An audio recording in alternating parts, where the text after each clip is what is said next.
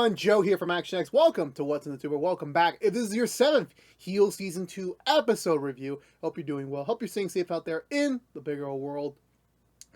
We're here at the penultimate episode. Well, now I'm fully caught up on where we left off. It's been a very, very emotional few days for me on the world of heals. I really have.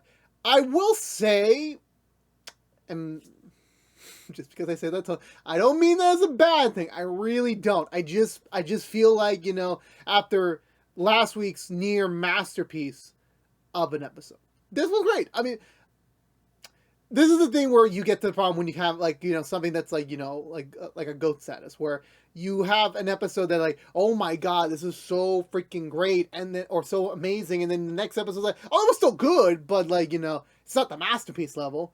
And that's kind of where it is. Where after episode 6 was such a really, really phenomenal episode, personally. This episode felt more like setup, felt like more like, what are we going to do with the characters next season? That's kind of how the vibe I was getting, as well as, obviously continuing the overall, premise of the season. But this kind of felt like, yeah, we're just filling the gap a little bit. We're kind of not only trying to get from last week's amazing episode to next week's finale. And this is also the fact of we're setting up things for the characters going beyond next episode into a possible season 3, which we haven't been yet renewed for, but considering the fact Stephen Amell has talked about they were working on season 3 before the strike happened, before the delays happened, that it is likely that the show will get a 3rd season. I'm hopeful it will be. I can't deal with any more show endings. I really can't. No matter how they end up next week, I want to see more of the show. But even with that being said, I still think this episode was really, really, really great. I definitely think they delve into some interesting directions to what the show could potentially go to beyond this storyline. Of course, obviously, any good storyteller not only has to finish up the current story phenomenally, they also have to set up the next thing. Then what's the next conflict they're gonna go into? What's the characters gonna face off next? And I feel like it'll be interesting. It will be once we get into the meat of it next time, hopefully. Not next episode, but next season. But hopefully I'm just very excited to see where things are going to go, personally speaking. But I do believe this was a bit of a step down from last time. This was a bit of a step down. I will admit that. But with that being said, let's go for the Butcher recap and talk about this week's episode of Heels. So, we begin with a little bit of jogging. Ace is doing a jog to somewhere. Don't know where. He ends up in an interview in his freaking workout gear, which I'm like, okay, interesting. Apparently, he's applying to be a senior citizen caregiver, so he'll finally be making a real income. He'll finally have a heading towards life, and again, this is all about Ace trying to be this new man, where he's trying to be self-sufficient, trying to figure out what he's trying to be, actually growing up, getting an adult job, trying to find his footing in the world. And honestly, it's actually pretty respectful that he's not relapsing or anything. Definitely, this is not the same Ace we met at the season 2 premiere. This is definitely a much more mature, more grounded Ace, and it's crazy how a few weeks can really change a person. You really can get surprised by that. We cut back over to Duffy, where I believe Willie's coming over a little bit of a hangover session, and they're along at the DWL preparing for, the crossover event happening, plus just a bunch of other things going on that, Willie's getting a little bit exhausted from it. She blows up in her daughter's face about college and how, she wants to apply to college, and that's kind of where she wants to be heading right now with her life. But she says, no, you don't need to go to college. It's a waste of money. You're basically just, throwing money at these big institutions that really aren't really teaching you anything. They're just giving you more of what you already did, just to, have a higher price tag on it, which is debatable. That's another conversation for another day. However, her husband overhears this entire conversation and blows up at her, saying that, you don't get the right to do that. That's her choice, not yours. I'm the one even, financially, putting the bill. I'm mostly supporting her. You've all, recently, you've just been devoting yourself to the DWL, spending all sorts of nights over there, being able to, be whoever the hell you want to be there. But, when you're in this household, you follow my rules. And I'm getting, okay, I get it. It's a little bit of it's kind of one of those debatable topics. You both have the house. It's both your house, so it's not just yours. But then again, when I'm pretty sure Willie is not getting paid sufficiently for her role at the DWL, I'm pretty sure and because they're that big house, so there's no way that she's able to afford that. There's no way. There absolutely is no way. about that. So yeah, so beyond, so after that point, so they have an argument. Willie kind of just takes it in the rear. You know, she kind of like, she knows she's wrong, but at the same time, she kind of doesn't really want to fight right now with him because again, that's kind of like, you know, that's her husband. This is her house. She doesn't really want to mess that up, so she kind of doesn't really have a choice but to just accept it to the tooth, and you know, accept the verbal beating from him. Then we cut over back to the DWO. Apparently, Gully is refusing to work in the conditions the DWO is. You know, just having a very minuscule video screen and a couple of fancy new equipment does not equal the art and sophistication that the dystopia people have, you know, respectfully set themselves into their standards. So they've actually sent over a ton of equipment for the DWL to use for the show. It's only temporary. This isn't like, you know, a new set or this is just for the DWL to use for their crossover events, since, you know, the actual event's going to be held at the DWL arena. I want to say back in the office, we see, oh damn, it's been a while. Jack talking to his, you know, wife and kid about just, you know, how things are going right now with everything. You know, that, you know, this is like a freaking, it's a madhouse right now. You know, Jack's got to write the script for the upcoming promotion, as well as having the streaming platform idea in the back of his mind, as well as, you know, Stacy wants to actually be a little bit more productive around the DWO and actually going through some of the DWO's previous finances. You know, the conversation with Willie definitely, you know, kind of piqued their curiosity, since there was a ton of files, a bunch of cabinets that, you know, they haven't touched since Tom died, that, you know, now maybe is the time to, like, you know, review the old finances to see where the actual depth is standing right now. And Jack's like, look, that's great. It sounds like a fantastic idea for the business. I do not have the brain power right now to focus on that. I really don't. I gotta finish this crossover script. I gotta, you know, make sure Gully's gonna get off our ass for the rest of our lives. It's just a lot on his plate right now that, like, you know, he just needs to be done with. You know, once something is done, he can officially move on. And speak of the devil, he gets a call from Gully, who is demanding the script. He wants to see the final script. He wants to, you know, learn what he needs to know for this crossover script to work out. And Jack's like, listen, it takes time, you know, give me a little bit of time. Like, it's gonna come out perfect, don't worry, you know. And obviously Gully's using this opportunity to, like, insult him, saying that, look, you ain't gonna win a Tony, you ain't gonna win like an Emmy for your writing. It doesn't really matter. Just pop up some random stuff, make a basic script, and let's get it over with. You know, let's get this done. 1, 2, 3, pow pow. And of course, these two get into another fuck you match, which I'm like, I miss one of these, you know, the good old fashioned dick measuring contests. And it's like, even Gully's like, you know, emphasizing the fuck you by, like, actually jumping up and down, which I find hilarious to see. Then I want to say I forget what else we're doing right now. I know we're jumping all over the place here, so I do apologize. There's a lot's going on in this episode. At the same time, not a lot is also going on. Not Adrian Chase reports back to his boss about, you know, both Dystopia and the DW, saying that both of them seem like great avenues for, you know, purchasing and having them on our content roster. That, you know, definitely this would be the right move for us to do.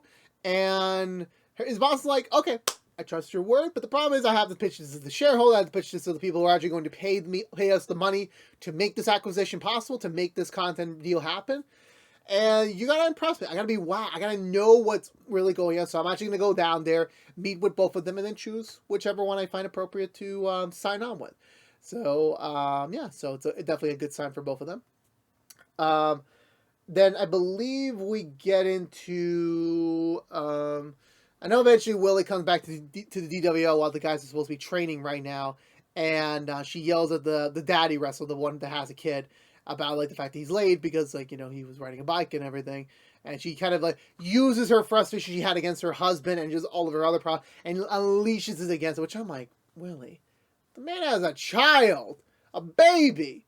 Give him a break. Come on. Like, you know, like, you had a child once. Wouldn't you prefer someone to give you a break when you were running late because of something, because of the kid? Come on, Willie. I know you're mad at someone, but don't take your anger out of him. He's actually a nice, sweet guy that, you know, honestly, like, freaking pulled you guys out of the ringer because you guys needed more wrestlers. And he came out of his self-imposed retirement to help you out. So please, you know, treat him with a little bit more respect, Willie. Damn. Meanwhile, we get Wild Bill. He's teaching a class about promos and just, like, getting them, like, back into tune and everything. That, you know, his number one rule, never be the chin guy. I have no idea what the hell that means. I really don't. Again, I have no experience in like wrestling or anything. I really do not know. Then the baby daddy kind of like uses his anger from Willie to channel this like promo energy that Wild Bill's trying to teach them right now, and honestly, it is working relatively well. Um, Around the same time now, both Jack and Gully get a call from not Adrian Chase, letting them know that yes, we are progressing a little bit further. The boss does want to meet you, wants to get to know you a little bit better before any deals are signed. So don't worry about that. It is gonna happen. So we're meeting tomorrow to discuss what the layman terms are going to be for this. And honestly, again, it's a big deal. It can be a very big deal if they get signed. Also, I'm pretty sure once let's admit deep down that Stacey's like, finally we can get real income for this. This could be a great thing. And you know what? Again, I'm just gonna leave it as there may be. Gully gets the same call as well. Again, both sides are like unaware that the other they're unaware that there's official conversations happening with the other, but they're aware that like, okay, I'm pretty sure that they're getting discussed, they're getting courted right now. So we need to put our A game and focus on our strengths and trying to outdo the other. We're trying to get this crossover event done with, but at the same time, we're trying to steal this like big content deal from the other side. I believe after that point, we'll get a scene where Bobby and Crystal are heading off to the doctor's appointment to kind of get a progress on where Bobby's foot is at. Having now been in the cast for like a couple months right now. Hopefully that it's good enough to be removed so he can return back to how his life was to be. However, the doctor gives him the bad news that sorry, the damage is actually more extensive as we thought. As certain parts of your body. Parts of your bones have to naturally heal. I mean that the damage was much worse than we anticipated. So we're gonna have to start exploring other things, which does include non-surgical stuff and of course obviously surgical options. And remember, Bobby has no insurance, and he works at the DWL. Where is that money gonna come from? I really don't know. I really your guess is as good as mine with that one. Ace is enjoying his new job as a caregiver. Jack, being in the middle of the streaming deal and finishing up Gully, doing the script is just way too much on this platter, and now having to try and also impress the boss of the streaming platform, someone he's never really met before. Giving a blind pitch, he's not in the right mind space for that, so he has to call Ace and give his brother a helping hand. And I'm actually pretty surprising just how their relationship has evolved. This was one of those scenes where I had to really think if this was this time last season, I'm pretty sure Jack would have yelled at Ace for drop whatever you're doing, get over here now. I don't give a shit about your other responsibilities. Get over here now. I need you. And the fact that they both respected each other, that Jack is respectfully asking for his assistance, and Ace is like, I agree. Just give me a little bit. Let me finish my current shift, and I will be with you. Which I'm like, honestly, sign of progress, which is respectful. I want to say that then after we get to that point, we head off to... Where do we head off to after that? Crystal and Willie have their own scene in the locker room where, they kind of get an update about, if, Crystal's seriously going to take the contract with Dystopia. She's still like, no, I don't feel like it. I don't want to. And we know Willie asked the important question, are you doing it for yourself or are you doing it for Bobby? And Willie and Crystal admits yeah, I talked to Bobby about it, but I still don't want to go. As much as me and Gully do have a good energy on station. The money's pretty well. She still prefers Duffy.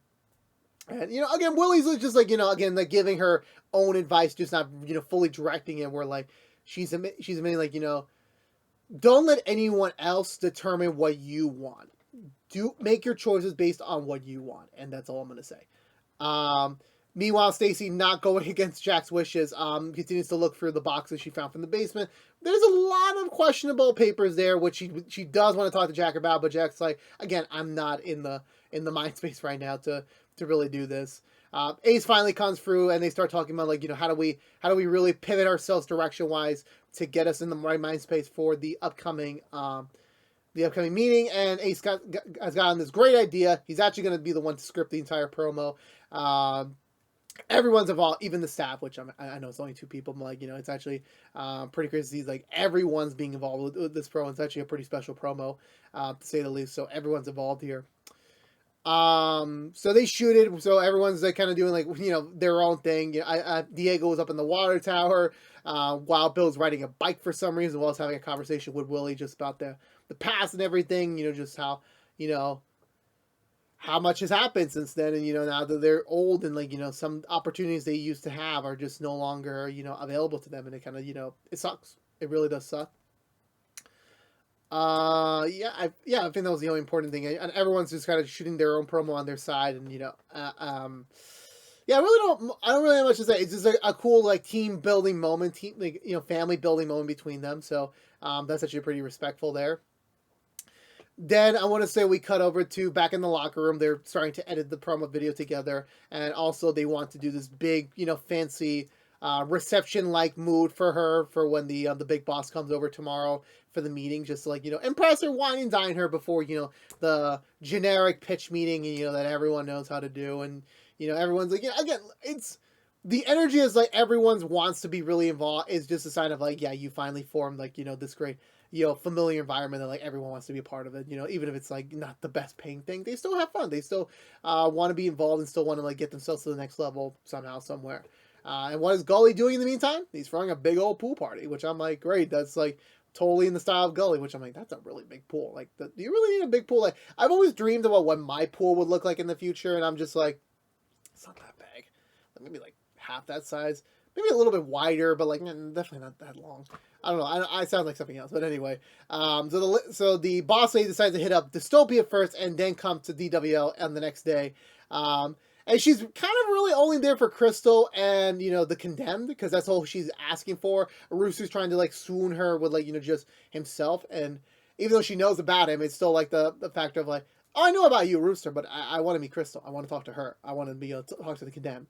And Golly's still under the guise of he owns them, but in reality he doesn't. That was just scripted for the show. But of course, him realizing that okay, she's here for them, and I don't have them all here. He even calls up Willie, letting her know hey, get Crystal down here right now. I need her here today.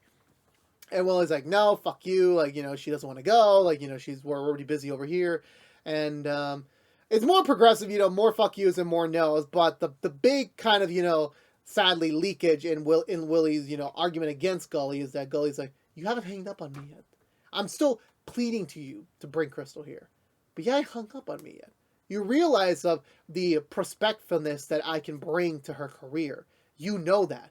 That's why you haven't hung up the phone yet. And Willie doesn't deny it, but at the same time she doesn't want to accept it, because she knows that as much as she cares about Crystal and she knows Crystal is one of the key pillars the DWL needs, on the other end, she's thinking of herself when when she was her age, the fact that she passed up so many opportunities to stay loyal to Tom, to stay loyal to the DWL, and it didn't pay off for her. Now she's trying to get Crystal really pivot on her own so that she doesn't get the same. So maybe the DWL will survive. Maybe it will succeed with the contract if they get it, but it's not guaranteed at this point. It's not. And she doesn't want Crystal to saddle up too much on one end and not get the payout. So again, she's thinking of Crystal in both the familiar sense and then of course the personal advancement sense, which is honestly a very respectful mentor in a way, speaking to their mentee.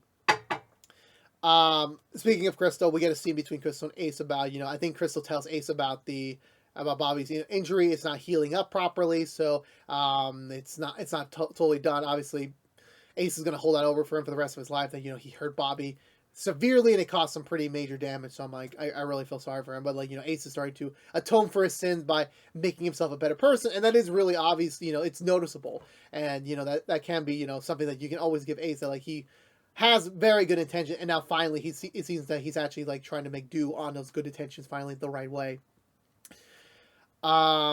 Crystal, Stacy has a conversation with Wild Bill while he's getting some alcohol from the back room to liven up the night a little bit. Stacy basically flat out tells him I was looking over a lot of the DWL financials. There's a lot of things that are not adding up, where a lot of money's coming in and they're not really. It's not there's no paper trail to respectfully admit to where this money came from. And she even asked Bill have you ever given money to him to help cover some of the DWL's debts? And of course, obviously, Wild Bill's not the type of person, they both agreed they're not going to admit that, even when he dies. So, like, he's still not admitting that. He's admitting, like, I can't confirm it, but I can't deny it. All I can say is that, don't read too much into it, At least at this point, I think we're going to do fine. We're going to do well, much better now than before. Jack's a different leader than Tom. So I do have hope that, the DWO is finally going to succeed. And all that stuff in the past, let it be in the past. There's something more, there's nothing you can do right now. It's just a bunch of papers and there's nothing you can do. And Stacey's obviously legitimately concerned because, like, the depth that the DWL is actually much higher than she was even thinking of because there was so much things that, Tom had to do to keep this entire ship afloat. So it's honestly not been the best maneuver, much to speak. And now the fact that Jack and Ace are kind of, finally bringing the DWL back up to light, and now, like, will all those open wounds finally, collapse in on itself? Will it actually destroy all the goodwill that they've been working on? It may be, it may not be, but all Bill is trying to say is that let it be in the past. There's nothing you can do about that. There really isn't. But obviously Stacey's going to ponder on those thoughts for a little bit longer. I want to say, I think we're wrapping it up here. I know they debut the promo, and it's actually just like a kind of like everyone describing the DWL and why they're there. And honestly, a really sweet, this is what the DWL is and what we hope to be going even more further into the hopeful future. And honestly, it's a really well done promo. It definitely just kind of encompasses what the DWL stands for, what this cast, believes in, and honestly, it's all. I liked it really, really much, and I really do. And everyone like kind of got a little emotional during it. That, like, this is what we are. This is who we are, and we're gonna keep doing it no matter what to the day we have to shut down. It could be sooner or later. So yeah, after that point, everyone starts dissipating. Everyone starts to head on. The event's over. We're kind of moving on back to, like, we'll come back tomorrow and, like, actually do the big thing and get ready for the crossover, which is really, really soon. It's next episode. I can't believe it. Jack and Stacey return home, and yeah, so Stacey kind of like now like begins to admit to Jack, like, there was a lot of I didn't want to tell you now, but, like, with just everything going on, like, there's just I kind of just have to need to tell you. I just need to. Like, I'm sorry, but I like, it's so much information to absorb, and, like, she has to communicate what she learned to someone, and especially it has to be Jax, who's, kind of the primary, caregiver in the situation where, she knows there's a lot of things, a lot of money coming in from the DWL that isn't, properly earned, properly made. It's just stuff that's kind of like, very shady book dealings and stuff like that. Like, Tom has done a lot of stuff that's, like, would be considered illegal, that if it was ever to come to life, Tom is dead. So Tom will never be fully charged with it. But since the DWO is attached to it, it can go down like a sinking ship if, like, the wrong press or the wrong, words come out from him. Which I'm like, okay. That's a bit concerning. That really, they don't get into the two details of what Tom did. Like, I wouldn't be surprised on what he ended up doing. Maybe they're saving more of, like, that darker aspect for season 3, maybe. I wouldn't be surprised. But at the end of the day, like, it's kind of scary to think about. Like, she's, like, even, like, trying to PG-13 for Jack. Like, she's trying not to say what he did. But at the same time, it's bad. It's pretty bad. And, as, Jack could say, fuck his dad for all he cares. Like, A, he's still his dad, and B, he's tied to the hip. Like, the DWO is still alive because of Tom, and all Tom's actions, all of his, potential crimes he committed is stuck to the DWO name. So, whatever those might specifically be is going to be a really big question mark that I want to hear. I want to see what it is, and hopefully that means even more flashbacks down the road. Hopefully nothing too graphic. But either way, that was it for this week's episode of Heels. For me, I thought this was a really good episode. I really did. I will say again, like, as much as the setup fodder kind of got a little bit too on the nose sometimes, like, okay, Ace got a new job. Okay, we're setting up, Tom has had a much more shady past, so to speak. As much as the DWO and Dystopia feud has been very nice, there will most likely be a way somehow to kind of seed in Dystopia again next season. Most likely, they'll find a way. They'll find a way, obviously. The whole streaming thing, I could still imagine, considering the show, like, I'm pretty sure DWL is going to get it somehow, some way, and, that's kind of, like, not on the cake, but, like, it's kind of obvious by this point it is, considering the fact that, if the next episode starts with, like, we're in the next day, yeah, the DWL's got it. Like, she wants Crystal, she wants the Condemned. That's who she wants on her portfolio. And if they're not there with Dystopia, and if they're there with the DWL, she's gonna go with the DWL. It's kind of obvious there. But what I will respect besides the setup fodder is that it's an episode that kind of like once again like reminds us of how far our characters have come. Where Jack is a little bit more level headed, a little bit more controlled. Ace being more receptive, being more like appreciated. Again, after last episode, Wild Bill being a much more kindred spirit. He's still got the same personality of a shit stain. Let's not brush down the rug. But you sense that he actually is a good person and just wants to find his place again. And he's very thankful that Jack has given him the opportunity to do so here. But also besides that, yeah, it's just like, again, it's one of those looking back moments before shit could hit the fan next week. It's a season finale. Something could happen. Someone could die. Someone could leave. You don't know. You really don't know. I'm very thankful that for me the finale is only a few days away, so I can't wait to get to that final episode and really sink my teeth into it. I'm really excited. I can't wait to see it. And, to see what mayhem they're gonna set up for season 3. Hopefully. I can't do any more endings, please. For the love of God, do not cancel Heels. Really, I lost naturally a few shows this year, and some shows got canceled. I can't take it anymore. My heart can't take it anymore. My heart, Stars, you don't have that much of a great, you made 4 power shows. You can afford a 3rd season of Heels. Come on, you can do it. Do it right. I'm safe to say Heels will be back. I'm safe to say. But for now, I'm giving this episode 1.5 thumbs up. I still enjoyed it a lot. Just, doesn't reach quite the heights of last week's episode. Hopefully the finale is a game changer, but heart-inducing finale. I really can't wait. I really can't wait for that. But for now, let me know in the comments below what you think of this week's episode of Heels. I would love to hear your thoughts about it down below, as always. But I believe that's going to do it for me today, everyone. So if you don't know what this has been, What's the Two from ActionX, reviewing every episode in the 2nd season of Heels. If you want to know what we're doing normally, What's the Two besides our Heels episode reviews. Right now, we are currently doing nothing else. We're just doing Heels. If you don't care about that, you're in luck. We'll be back next time very soon with the season finale review. After that, we'll do our usual rigmarole. We'll get into the Season 3 predictions video, and then we'll do a Season 2 review, non-spoilers, for anyone who's yet to catch up, the full 2nd season of Heels, which will be available on Stars.